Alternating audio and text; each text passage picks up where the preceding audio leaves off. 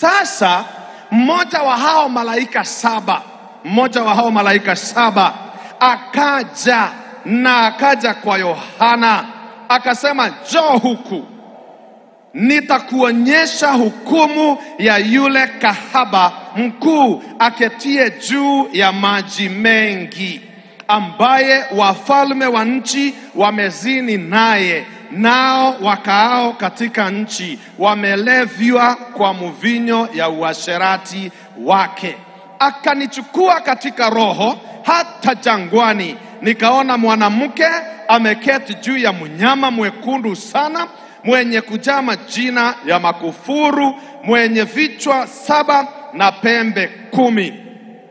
Na mwanamke yule alikuwa amevikwa nguo ya rangi ya zambarau na nyekundu, amepambwa kwa dhahabu na kito cha thamani na lulu, naye alikuwa na kikombe cha dhahabu mkononi mwake, kilichojawa na machukizo na machafu ya uasherati wake. Na katika kipaji cha uso wake alikuwa na jina limeandikwa la siri, Babeli mkuu, mama wa makahaba na machukizo ya nchi.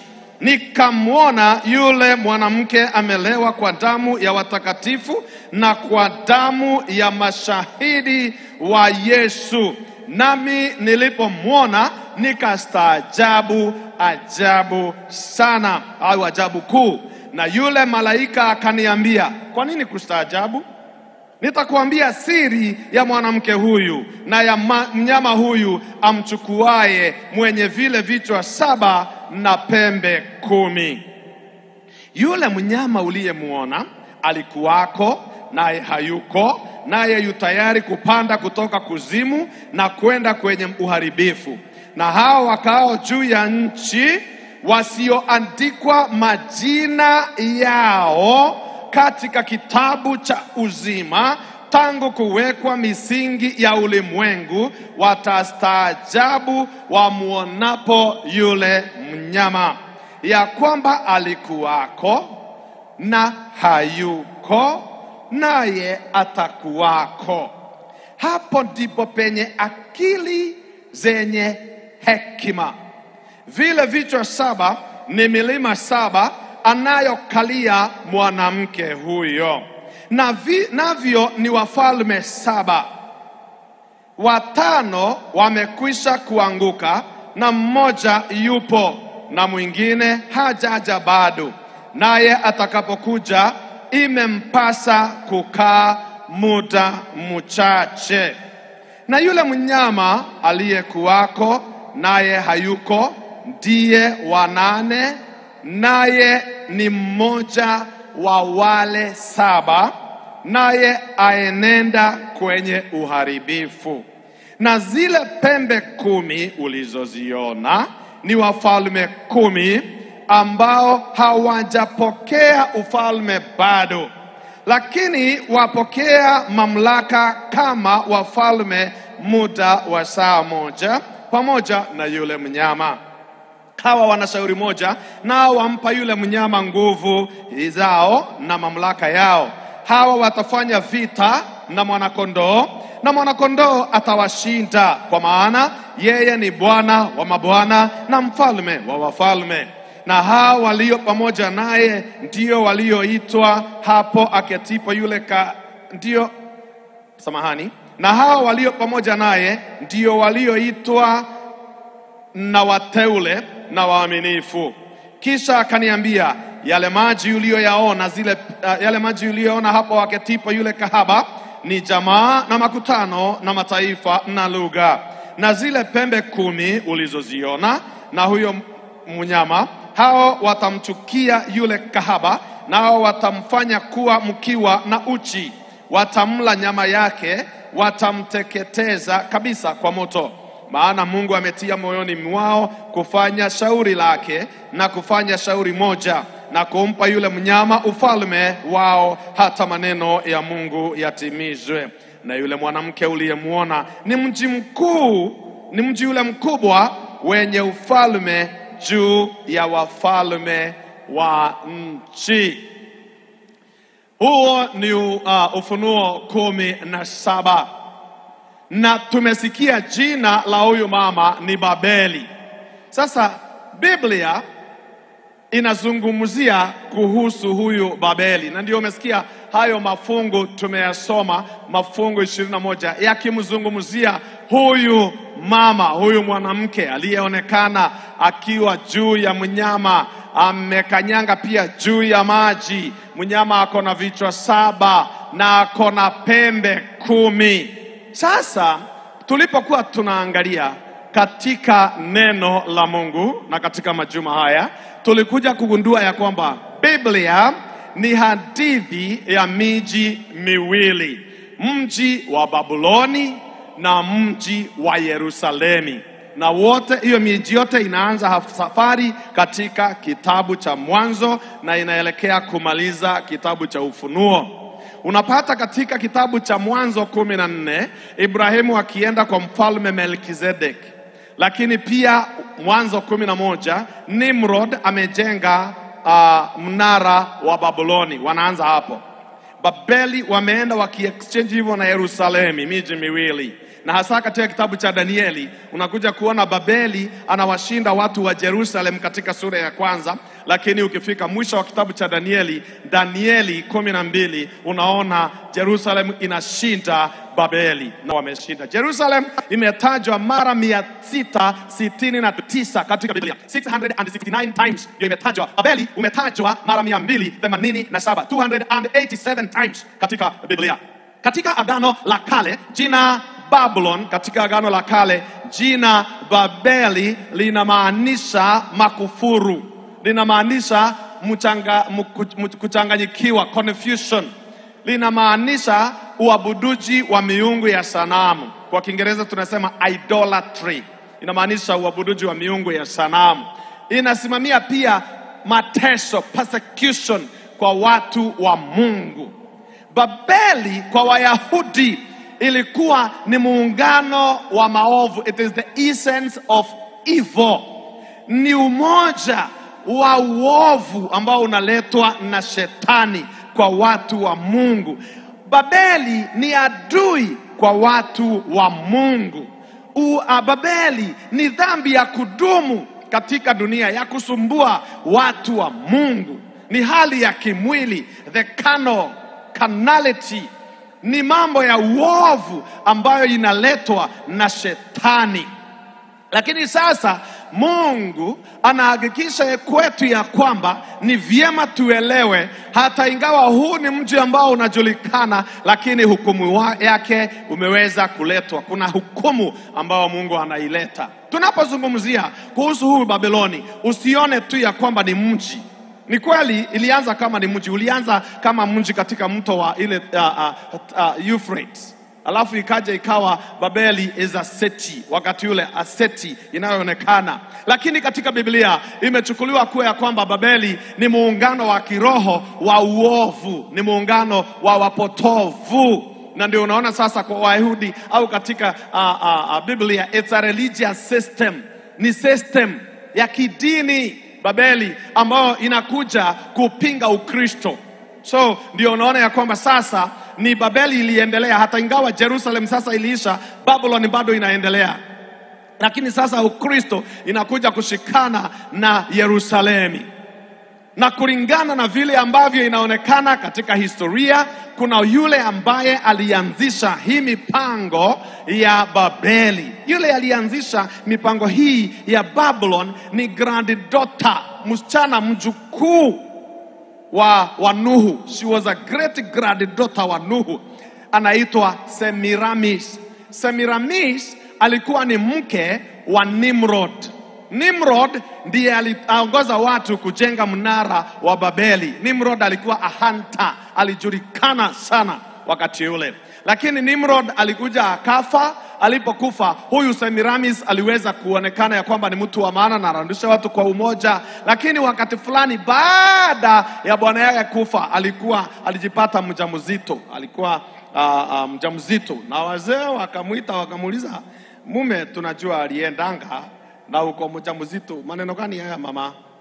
Aliwajibu akawaambia kwamba haya maneno si ya uasherati, haya maneno si ya kutokuwa mwaminifu. Mimi niko mjamzito kupitia kwa miale ya jua, through the solar system. Bwana wangu alipokufa alienda akaishi na jua, na kila asubuhi yeye hutokea na anaenda kulala jioni, na akitokea asubuhi tunaamka, anatubariki, tunashinda naye, akienda kulala nasi tunajiandaa kwenda kulala. Kwa hivyo yeye alienda, ni Mungu, ni Mungu.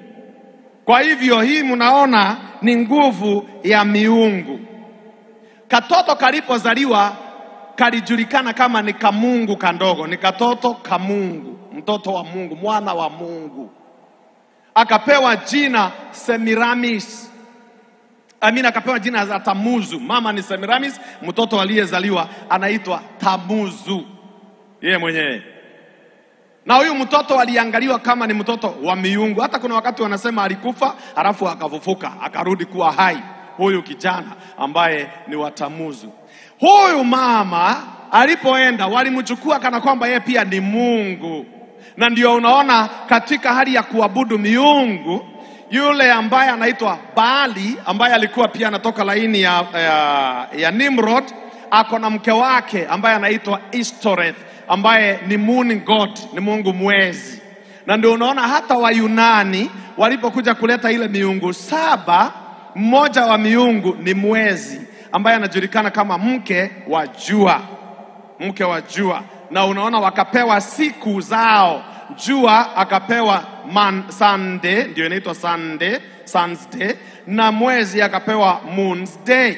Kwa hivyo ndio unaona Monday hao wakawa. Sasa mambo ya kuabudu, kuwa na false religion ilianza kwa umbali sana. Kwa nini? Kwa sababu shetani alitaka aweze kuchanganya watu wa Mungu. Biblia imetaja mambo kati ya hayo na imeonyesha mambo ambayo yalikuwa yanaendelea. Kwa mfano, ukisoma kitabu cha Ezekieli ni 8 fungu la 14. Ukisoma Ezekieli 8 fungu la 14 ana haya ya kutuelezea. Ezekieli ni 8 fungu la 14, soma hadi 16 kwa sasa. Ezekieli 8 fungu la 14 hadi fungu la 16 anasema hivi: ndipo akanileta mpaka mlango wa kuingilia katika nyumba ya Bwana ulioelekea upande wa kaskazini, na tazama, wanawake wameketi wakimulilia Tamuzi.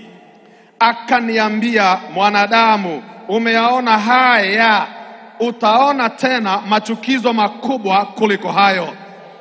Akanipeleka mpaka ua wa ndani ya nyumba ya Bwana, na tazama, mlango pa hekalu la Bwana, kati ya ukumbi na madhabahu walikuwako watu kama 25 wamelipa kisogo hekalu la Bwana, na nyuso zao zimeelekea upande wa mashariki, nao wanaliabudu jua kwa kuelekea upande wa mashariki. Neno linatuelezea kuhusu wanawake ambao walikuwa wanamlilia Tamuzi, na pia wanaume ambao wamelipatia hekalu la Mungu kisogo, wameelekeza nyuso zao kwa jua wakiliabudu jua. Kwa hivyo hali hii ya kuabudu miungu, hali hii ya kuabudu wale ambao hawajulikani ipo katika Biblia. Lakini sasa tulipokuwa tunaangalia katika unabii, katika Biblia, tulikuja kugundua ya kwamba tunaposoma kwa unabii, tunaposikia mwanamke, tayari tunajua ya kwamba mwanamke ni kanisa. Yesu anasema ana kanisa lake, na analizungumzia, analiita binti wa Zayuni. Akizungumza na kanisa anamuita the daughter of Zion. Juzi tuliongea kuhusu mlima wa Zayuni wakati tulipokuwa tunaangalia Ufunuo 14, na tukaona wale watu 144,000 walitiwa muhuri na Mungu wakiwa wamesimama katika mlima wa Zayuni. Na tukaangalia mafungu kadhaa, na tukamalizia na Obadia 1 fungu la 17 inayozungumza kuhusu mlima wa ushindi. Yesu akiangalia kanisa lake analiita binti wa Zayuni. Makanisa ni mawili. Kuna kanisa ambalo ni binti wa Zayuni, anapatikana katika Ufunuo 12, na tulimuona amekanyanga mwezi, amejivika jua, ana taji ina nyota 12, na shetani anakasirikia huyu mwanamke. Mwanamke wa pili ni Ufunuo 17 ambaye tunasoma leo. lakini hakuna mahali utaona joka amemkasirikia. Yeye mwenyewe anajua mwanamke amepotoka, kwa hivyo hana taabu. Mafungu ukitaka kusoma yale yanakuelezea kuhusu mwanamke ni kanisa, soma Wakorintho wa pili 11 fungu la pili. Wakorintho wa pili 11 fungu la 10 na la kwanza na la pili. Na pia soma Waefeso 5 fungu la 22 linasema enyi wake watiini mabwana waume wenu. Fungu la 25 linasema enyi mabwana au wanaume wapendeni wake zenu. Akimalizia hayo maneno Paulo katika fungu la 32, hiyo ni Efeso. Nimekwambia Waefeso 5 fungu la 22 na 25 na 32. Akimalizia anasema ya kwamba lakini hii ni siri kubwa ninayoongea habari zake, ila mimi ninanena kuhusu Kristo na kanisa. Kwa hivyo ukizungumza kuhusu mwanamke ni kanisa, either awe msafi au mtakatifu, awe pure au impure. Sasa katika Ufunuo hiyo 17 na fungu la 5 imetuelezea ya kwamba huyu ni mwanamke ambaye amekanyanga maji mengi, au amekalia mnyama ambaye amekanyanga maji mengi. Mwanamke ni kanisa na mnyama ni serikali na maji mengi ni watu wengi. In other words, huyu mwanamke is a universal character. Huyu mwanamke ni mtu ambaye anashirikisha ulimwengu mzima. Lakini huyu mwanamke usijidanganye ya kwamba ni kanisa moja, ni muungano.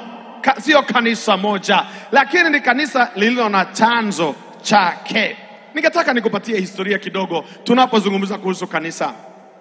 Juzi nikakuelezea kanisa ambalo lilibadilisha mambo mengi sana yale Yesu mwenyewe alizungumzia, na nikakuelezea kuhusu historia ya falme katika kitabu cha Danieli 7. Tukaona mnyama wa kwanza ambaye ni simba anawakilisha serikali ya Babeli, na Waamedi na Wajemi wanapatikana kama mnyama wa pili wa dubu. Hiyo ni Danieli 7. Watatu mnyama alikuwa ni chui na anawakilisha serikali ya Wayunani. Na mnyama wa 4 wa kutisha ni serikali ya Kirumi. The Roman Empire imefanya madhambi mengi sana, hata ingawa kuna uzuri. Hatusemi serikali ya Kirumi ni mbaya yote, lakini nazungumzia hali ya kiroho. Mengine kama infrastructure, barabara, mijengo, hospitali, mashule, mengine ni sawa. Mimi nazungumzia ya kiroho. Serikali ya Kirumi imegawanyika mara mbili. Kuna ile tunaita Imperial Rome, kuna ile tunaita Pagan Rumi ya kishenzi, na kuna Rumi ya kipapa. Wakati serikali ya Kirumi iliwashinda Wayunani mwaka wa 168 BC, waliweza kuchukua usukani na wakasonga mbele na mambo yaliyokuwako, lakini walikopa mengine kutoka serikali ya Kiyunani.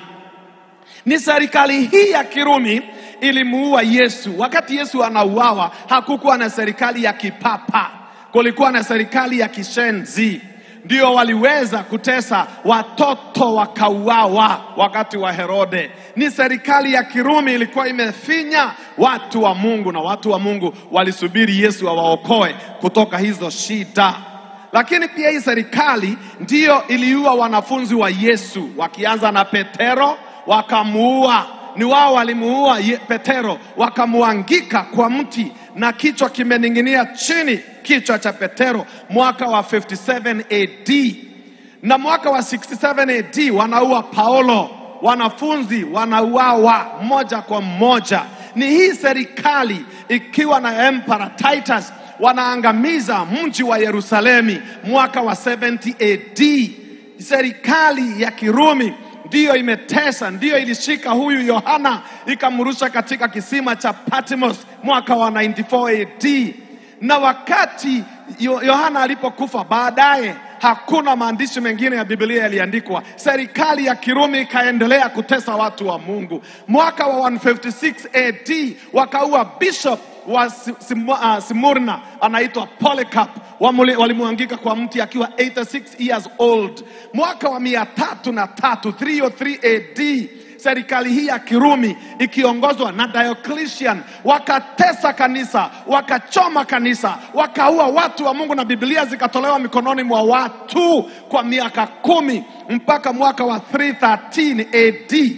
313 AD serikali hii ilipotoka, mfalme huyu Diocletian alipotoka kwa uongozi, aliyefuata ni Emperor Constantino.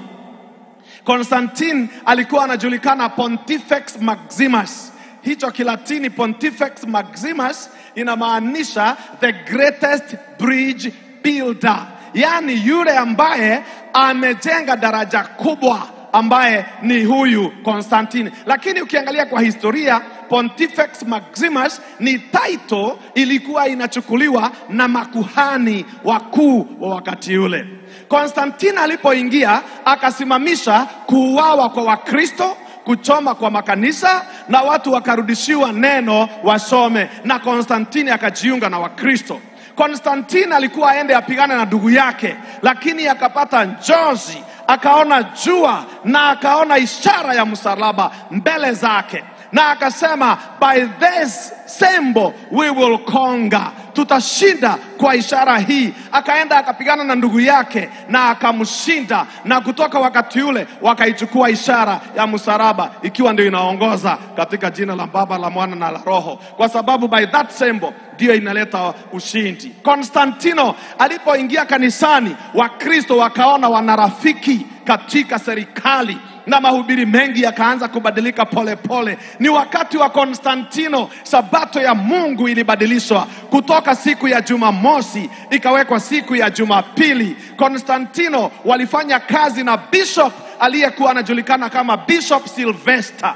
Na sio Bishop Sylvester alikuwa wa kwanza kuleta mapendekezo ya kubadilisha sabato, hapana. Kuna mwingine alikuwa anaitwa Victor, mwaka wa 125 AD akajaribu, ikashindikana. Baada ya miaka 50 in 175 AD, bishop mwingine anaitwa Sixtus akajaribu, ikashindikana. Aliyeweza ni Sylvester. Sylvester wakakubaliana na Konstantino na sabato ya Mungu ikabadilishwa. Siku ikatolewa kutoka Jumamosi ikawekwa siku ya Jumapili, na ikawekwa sheria. Hiyo ilikuwa ni tarehe 3 mwezi wa 7 mwaka wa 323 AD. 325 AD, samahani.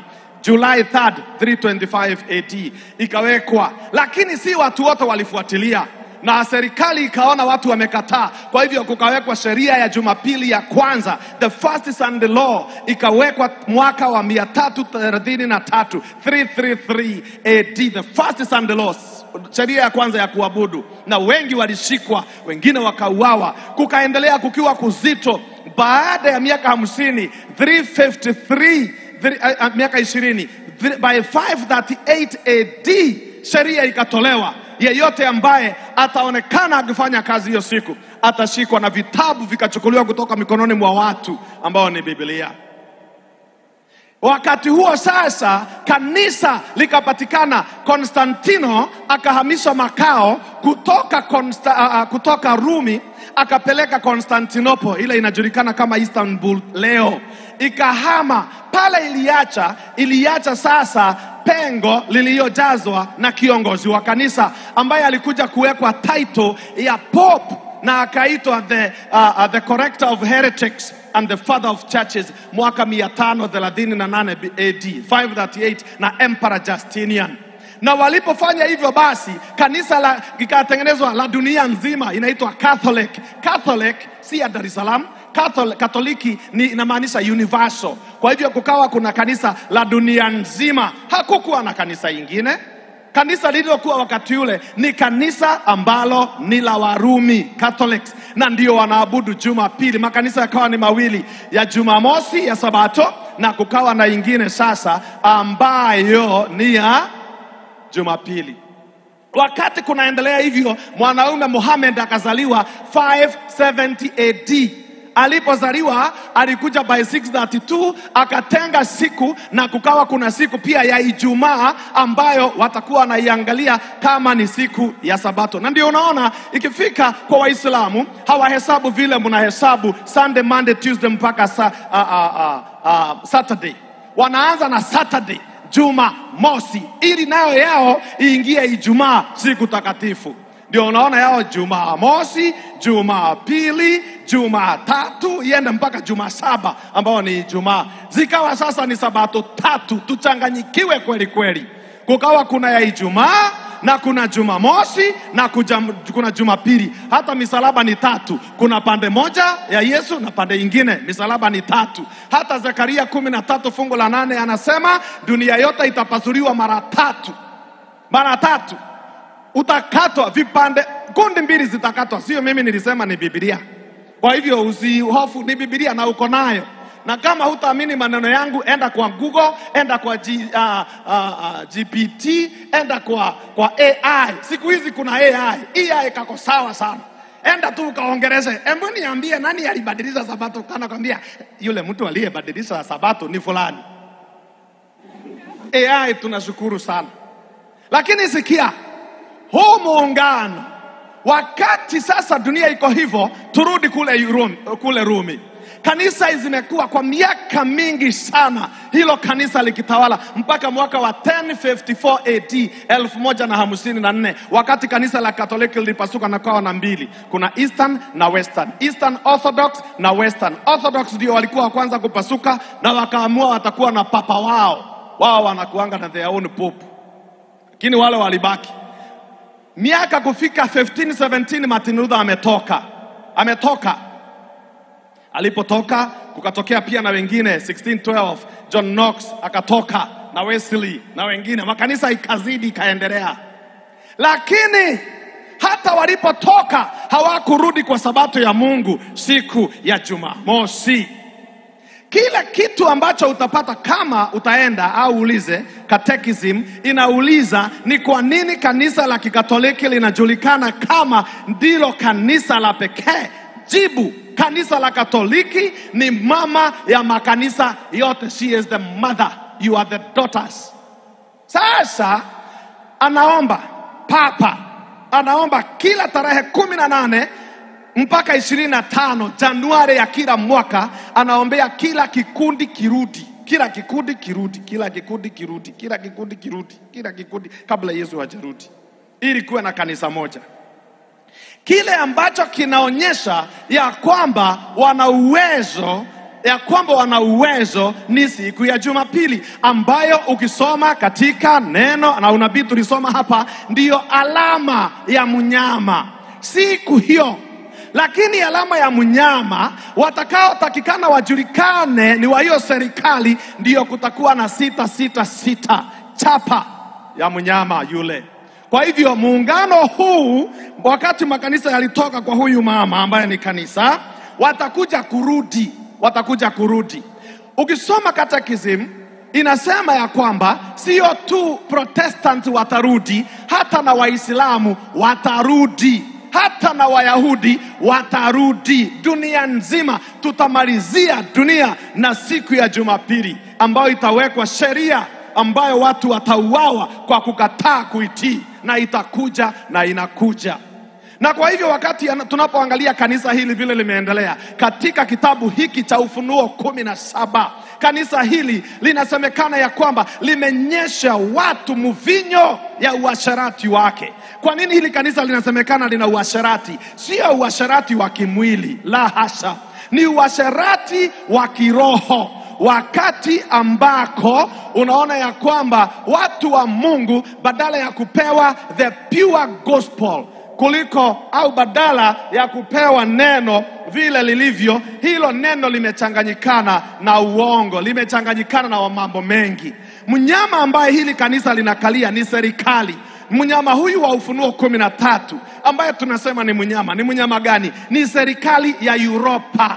Nitakwambia hivi kupunde kidogo ni akina nani. Kwa hivyo, na huyu ni yule mnyama wa Ufunuo 13. Huyu mama amemkalia ni yule bado.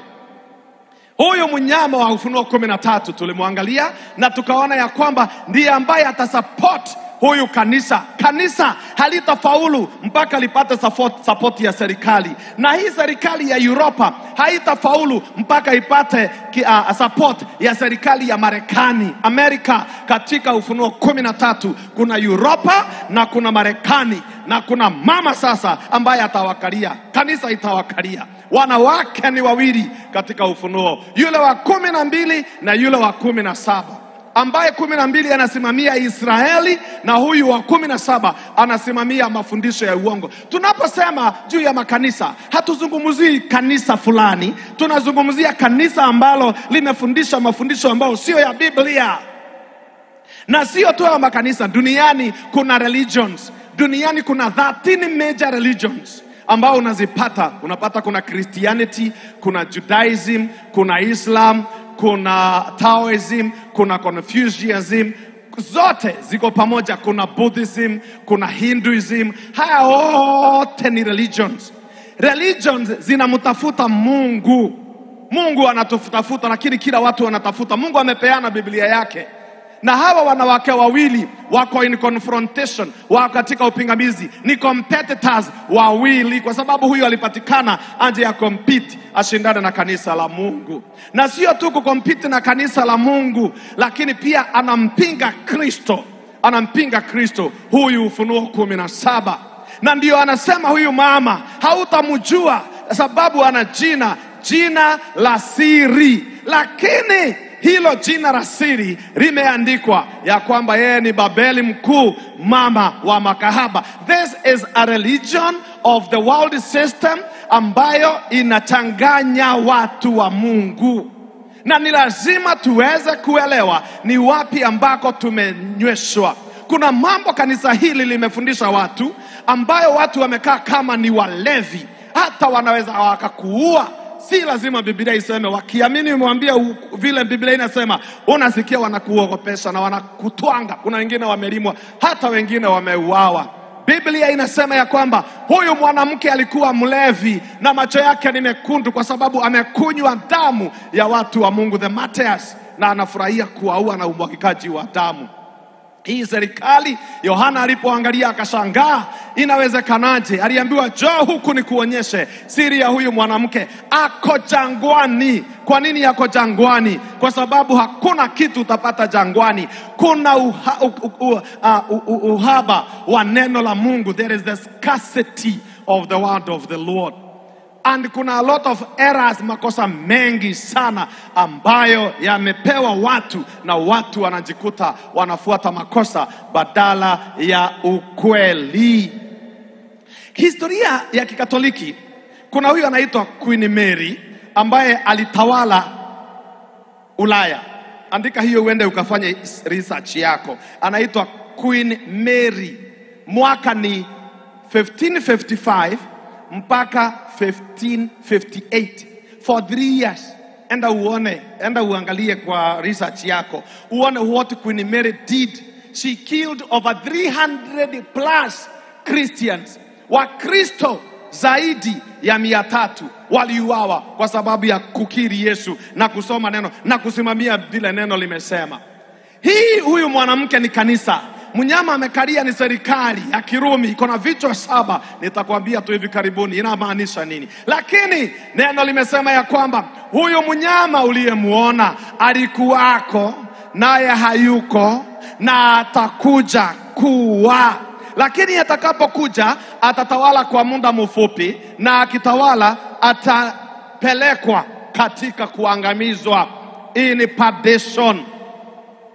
Kanisa hili ambalo limeweza kutawala utawala ambao ni wa uongo, inasemekana ya kwamba limekalia mnyama aliye na vichwa 7. Hizi vichwa 7, Ufunuo imetuambia ya kwamba ni milima 7. Ni milima 7, lakini pia hiyo milima ni uongozi. Ukigoogle na kutuma kwa Google, kwa sababu labda hutaamini Biblia kwa sababu haijasema au imesema, enda Google, ulize Google au AI au GPT, uiulize serikali ya Rumi imejengwa juu ya milima mingapi. It will answer you right clearly, milima 7. Rumi ilijengwa katikati au on 7 mountains, milima 7. Milima hiyo 7 ya kwanza inaitwa Palatine Hill. Hata ukisikia ni hiyo, ukisoma Greek jina linalotumika hapa is a mountain, lakini utaipata tu inasemekana ni hiyo. So utapata kuna Palatine Hill, utapata kuna Capitoline Hill ambayo iko katika imezingira hii serikali ya Kirumi. Kuna ingine inaitwa Aventine Hill, Aventino, na kuna ingine inaitwa Caelian Hill. Kuna Esquiline Hill, milima 7, Vimino Hill na Quirino Hill. Hiyo ni milima ambayo imezunguka serikali ya Kirumi. Tunapoangalia historia, the only government, serikali ambayo ina fit description ya Ufunuo 17 ni serikali ya Kirumi, ya kishenzi na ya kipapa. Hakuna serikali ingine inayofit. Unaposoma katika Danieli 2 fungu la 35 inasema hii mlima ni serikali. Mlima ni serikali. Kwa hivyo hii milima 7 pia itakuwa ni serikali, ni muungano. Na ndio inasemekana ya kwamba ni falme 7 ambao wana ufalme. Lakini pia ikasema katika fungu la 10 ya kwamba 5 wameanguka na mmoja yupo na mwingine atakuja. Hao ni 7. 5 wameanguka na mmoja yuko na mwingine atakuja. Kumbuka Yohana anaandika mwaka wa 94 AD. Ni serikali gani ilikuwa inatawala? Ya Kirumi. Kirumi gani? Pagan Rome, Rumi ya kishenzi. Kwa hivyo kama ndiyo inatawala, Yohana anasema iko, basi lazima kuwe kuna 5 wameanguka. Hao wameanguka 5 ni akina nani? Ukirudi nyuma, serikali zile zimepita. Kama ako hapa na serikali ya Kirumi, iliyokuwa hapo mbele ni ya Wayunani, na ingine ni ya Wamedi na Wajemi, na ingine ni ya Babeli. Iliyokuwa mbele ya Babeli ni Waasiria, na iliyokuwa mbele ya Waasiria ni Misri. The oldest kingdom, ancient Misri. Wakati wa mfalme aliyekuwa tawala wakati ule anaitwa Emperor Niko wa Misri. Walishindana lakini alishindwa na Washuru ambao ni Assyrians. Wassyrians walikuja wakaondolewa na Wababeli. Wababeli wakaondolewa na Wamedi na Wajemi wakaondolewa na Wayunani. Sasa wale wako ni Warumi. Yohana anasema Warumi wako 5 wameanguka. Lakini kuna mwingine anakuja, kwa sababu mwaka wa 476 AD serikali ya Kirumi ilikuja ikapasuka na kukatokea zingine 7. Na katika hizo 7 kukatokea mmoja ambaye ana nguvu kuliko wengine wote, ambaye ni mpinga Kristo, the antichrist, anayefundisha mafundisho ambayo si ya kibiblia. Na ndiye huyo sasa serikali ya Kirumi ya kipapa anasemekana alikuwa na hakuwa na atakuwa. Hiyo inamaanisha nini? Wakati serikali ya Kirumi inaongozwa na papa, ndio watu pia wengine wakauawa na wakakimbia. Wakristo walikimbia kati ya mwaka wa 538 AD mpaka mwaka wa 1798 AD. Hiyo inaitwa zama za giza, ni miaka 1260. Wakristo walitoroka, wale waliopona wakajikuta Amerika na wakaanzisha serikali pale, na ni mnyama aliyetoka katika nchi. Kwa nini walikimbia? Kwa sababu serikali ya wakati ule, kiongozi wa kanisa ni kiongozi wa serikali. Waamerika walipoanza wakataka kukataa hilo. Kwa hivyo kiongozi wa serikali sio kiongozi wa dini, na kiongozi wa dini si kiongozi wa serikali. Wakatenga hayo mambo mawili. Sasa wakati huu wa utawala huu wa zama za giza, mwaka wa 1798 Pope Pius wa 6 alishikwa na General Bathia aliyekuwa anamfanyia huyu Napoleon kwa wakati wa French Revolution. Na alipomshika, basi kanisa likawa limepigwa pigo la kifo. Kwa hivyo kutoka wakati wa 1798 akawa hayuko, alikuwako, lakini kutoka 1798 mpaka mwaka wa 1892 ikarudi, 1929 samahani, mpaka mwaka wa 1929 mamlaka ya dini ya kipapa yakarudishwa. Alikuwako kabla ya 1798, after 1798 hayuko, mpaka 1929 tena akarudia. Hakuna serikali nyingine ambayo ina fit mambo haya. Hawa 7, hizi pembe 10 ni serikali 10. Wakati unaangalia Danieli 2, sanamu ya mnyama, vidole 10. Mnyama wa Danieli 7 fungu la 8, fungu la 7 na 8, pembe 10. Ukiangalia njoka Ufunuo 12, pembe 10. Ukiangalia mnyama wa Ufunuo 13 fungu la 1 na la 2, pembe 10. Mnyama huyo amekaliwa na mwanamke, ana pembe 10. Hizi pembe 10 zinarudi pale nyuma, ambazo tuliangalia katika Danieli. Tukaona kuna Uingereza ambao walijulikana kama Anglo-Saxons, kuna Ufaransa, kuna Ujerumani, kuna Uhispania, kuna Ureno, kuna Uswisi, kuna Italia ya kaskazini, kuna Italia yenyewe, kuna pia Afrika ya kaskazini ambao wanaitwa Vandals, na kulikuwa na Heruli ambao walipotea, au ni Waitalia wale walipotea. 10 walikuwa 10. Lakini pembe mdogo walipotoka, hii serikali ya kanisa ilipokuja ikang'oa hao 3. Alipong'oa 3 wakabaki 7 pamoja naye 8. Lakini Ufunuo imesema ya kwamba ni mmoja wa wale 7 na pia ni wa 8 ambaye pia analikufuru jina la Mungu. Ni nani ambaye anayeitwa Babeli? Hii kanisa moja itazama wengine wote ambao ni apostate churches, makanisa ambayo yamekataa kufuata neno la Mungu, ndio hiyo inaitwa Babeli. Ikiongozwa na dini ya Kirumi, ambao pia walikuja wakabadili mambo mengi sana, na wamebadilisha mambo mengi tu. Na ndio unaona huyu mwanamke ana kikombe mkononi mwake, ana kikombe ambayo ananywesha watu mvinyo yake. Swali ni hili, hiki kikombe kinanywesha watu mvinyo, kinasimamia nini? Kinasimamia mafundisho ambayo watu wengi wanafundishwa, ambayo ni ya uongo. Kuna mafunzo mengi sana ambayo tumeyapitia, na utaona watu wamefundishwa lakini hawataki kusoma Biblia, wanataka ile ilikuwa. Lakini lengo letu katika Darnet event ya 2025 ni urudi katika Biblia. Ndio ninakupatia mafungu haya yote ukajisomee. Hata ninakuongeza mengine, naona hujatosheka usiku ya leo. Kuna mengine nitakuongeza. Kikombe hiki cha mwanamke ni nini? Ni mafundisho maovu yaliyopotoka anayofundisha. Fundisho moja linasema nini? Sheria za Mungu ziliisha. Lakini Biblia inasema nini? Mathayo 5 fungu la 17 na Luka 16 fungu la 17, ya kwamba neno la Mungu ni la milele na hakuna wakati litabadilishwa. Wakafundisha fundisho lingine, watu wakifa wanaenda purgatorio, wanaenda paradiso, wanaenda limbo, wanaenda jehanamu. Biblia inasema nini? Ukifa unalala usingizi wa mauti mpaka Yesu atakaporejea tena akuamshe. Wakafundisha watu wenye dhambi wakifa wanachomwa na moto wa milele. Biblia inasema hakuna moto wa milele saa hii, moto utakuja. Kitabu ni Ufunuo 20 fungu la 5 hadi fungu la 7.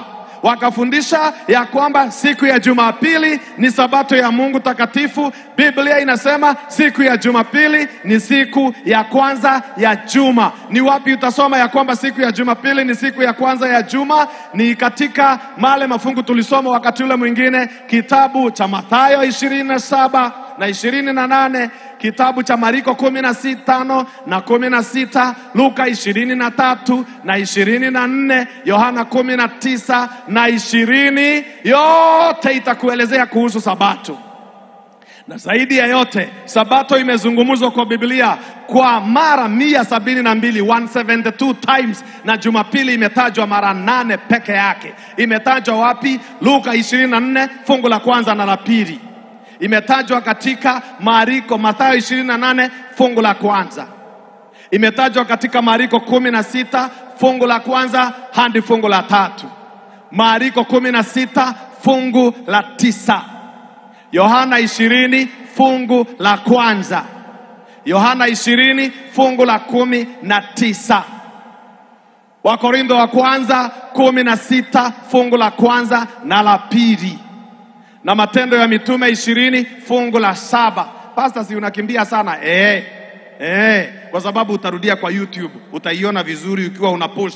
unapost tu. Lakini kwa sasa elewa hivi ya kwamba sabato ya Mungu imetajwa. Ukisoma Matendo ya Mitume 13 fungu la 14, watu wa Antiokia wa Yunani waliabudu sabato. Matendo ya Mitume 15 fungu la 21, sabato ikaabudiwa kule Yerusalemu. Wa Filipi wakaabudu sabato siku ya sabato. Matendo ya Mitume 16 fungu la 13. Na wa Filipi waliabudu siku ya sabato. Matendo ya Mitume 16 fungu la 13. Wa Thessalonike waliabudu sabato. Matendo ya Mitume 17 fungu la 1 hadi la 3. Wa Korintho wakaweza pia kuabudu sabato. Matendo ya Mitume 18 fungu la 1 na fungu la 4. Na Yohana Patmos aliabudu sabato. Ufunuo ni 1 fungu la 10. Kesho nitaendelea sababu sikumaliza na nitaachia hapo. Lazima niendelee. Kuna kitu nataka kusema kesho. Kitu tu ambao sitaki kusema saa hii. Sawa sawa. Christmas ndio tunaongea kesho ili nimalize hii. So kesho nitarudi nyuma kidogo ili tuongee juu ya hiki kikombe cha mama. Unajua mama akikupatia chakula hutakataa. Kwa hivyo mama amepatiana kikombe. Kama kuna kikombe tunafaa kukataa ni hiki cha mama huyu wa Ufunuo 17. Hata hivyo Bwana aweze kuwabariki kwa hilo neno, na ninawauliza tusimame tupate maombi. Tusimame tupate maombi. Kama kuna mtu miongoni mwetu ambaye angependa kujitoa wakfu kwa Yesu Kristo na amkubali Yesu kuwa Bwana na mwokozi wa maisha yake, na kuomba pia usonge mbele. Njoo mbele tuweze kuomba pamoja nawe. Njoo tu tuweze kuomba pamoja. Kama uko hapa ungetaka ubatizwe, ungetaka kumkubali Yesu Kristo kuwa Bwana na mwokozi wa maisha yako, naomba ya kwamba uje mbele. Njoo mbele tu. Njoo mbele tu. Njoo tu. Asante sana kwa wale wanakuja. Hakuna siku Mungu atakosa watu wake. Hata niwe kama niwe peke yako tunakusubiri. Hata uko peke yako. Asante sana, Bwana akubariki sana dadangu. Asante sana ndugu yangu, Bwana akubariki. Asante sana, Bwana akubariki. Naomba wale mko hapa, kama uko hapa na ungeomba hata wewe uhesabiwe na wale watakaobatizwa, iwe ni sabato ya leo, iwe ni sabato nyingine. Njoo tuweze kuomba pamoja. Njooni tuweze kuomba pamoja. Njooni tuweze kuomba pamoja. Njoo tuombe pamoja. Njoo tuombe pamoja. Asante sana. Jipeane kwa Yesu. Ukweli umesemwa na huo ukweli usipotee. Huo ukweli ni wako. Ufuate huo ukweli. Kama unaona kweli maisha ya dunia haya yatakupoteza, Yesu ameweka mikono yake wazi. Anakusubiri wewe. Njoo mama, njoo kaka, njoo dadangu tuombe pamoja. Njoo ndugu yangu tuombe. Asante sana wale mnakuja. Nitawasubiri jamani. Njooni tuombe pamoja. Njooni sababu Yesu anawangojea. Asante sana mama. Asante sana, Bwana akubariki sana. Ninajua bado kuna mwingine bado unamenyana na uamuzi. Unamenyana tu, unashindwa uje usije. Amua tu njoo. Hakuna hasara utapata kuja kwa Yesu. Asante sana dadangu, Bwana akubariki. Ukija kwa Yesu hakuna hasara. Ukija kwa Yesu ni faida na uzima wa milele. Hautagairi ulijitoa. Utaishi ukimeshukuru ya kwamba ulijitoa. Kama uko barabarani na unasikia sauti hii na ungetaka kujitoa kwa Yesu, na kuuliza, njoo pia tuweze kuomba pamoja. Kama uko hapa ndani, njoo, fika mbele. Usifike nusu, fika mbele. Njoo tu, ulikuja, Yesu alikuleta, umefika kanisani, umesikia injili, ujumbe umekunywa, wakati wa kufanya kazi na huo ujumbe ni sasa. Njoo. Asante sana ndugu yangu, Bwana akubariki. Asante sana. Nani mwingine amebaki? Niko karibu kufunga wito. Sitaki nikusumbue sana, lakini nakuuliza tu, kama uko, mpatie Yesu nafasi. Mpatie nafasi tu. Mpatie tu nafasi kwa roho yako. Mwambie Yesu, tawala maisha yangu. Asante sana dadangu, Bwana akubariki sana. Nani mwingine amebaki kabla hatujafunga? Nani amebaki?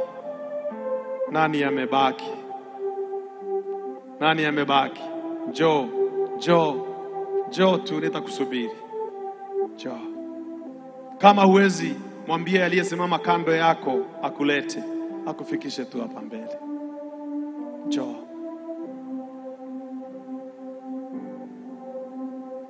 Nani amebaki? Asante sana ndugu yangu. Bwana akubariki sana kwa kufika. Asante sana. Bwana akubariki sana kwa kufika. Asante sana.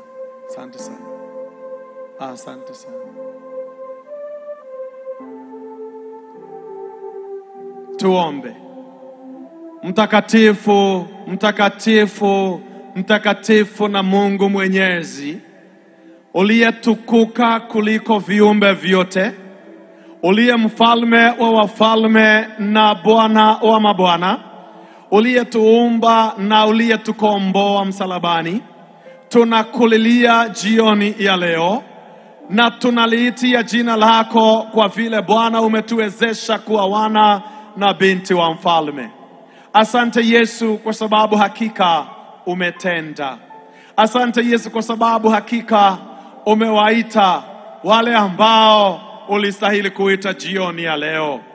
Tunawaona hawa ambao wamekuja hapa mbele mibarani, na tunajua kuna wengine pia walio mbali ambao pia wanasikia ujumbe huu na wanafuatilia mahali pote walipo. Ukawakumbuke na pia Bwana ujiitie wengi katika zizi lako. Wakati wa mavuno ndio huu, hebu tuweze kuvunwa nawe Yesu. Na wale ambao tulioamini kitambo, tuomba utupatie udumisho wa hiyo imani, na tuweze kusimama imara hata misukosuko ikizidi katika dunia. Tunaamini ya kwamba utaendelea kutubariki na utaendelea kuwa nasi sasa na hata milele. Na wakati tutakapokuwa tunatawanyika na tunaondoka kwenda makwetu, tuomba ya kwamba ututenganishe tu miili, mbali roho zifungwe na kamba za upendo. Tuweke katika nira yako Yesu, na tuwe chini ya ulinzi wa Yesu Kristo. Tuwezeshe kulisoma neno la Bwana, na zaidi ya yote kulikubali na kulifuata. Hivyo basi kila wakati tunapokuja hapa, hata zile siku zimebaki, jiletee wengi na jitie wengi katika zizi lako. Na hii tunaomba tukijua umesikia maombi yetu na umeajibu, kwani tumeomba kupitia kwa jina la mwanao Yesu Kristo, aliye Bwana na muombezi wetu. Amen. Mkoa kwa mkoa, taifa kwa taifa, bara kwa bara, na Jukoki TV, mwanga wa Injili.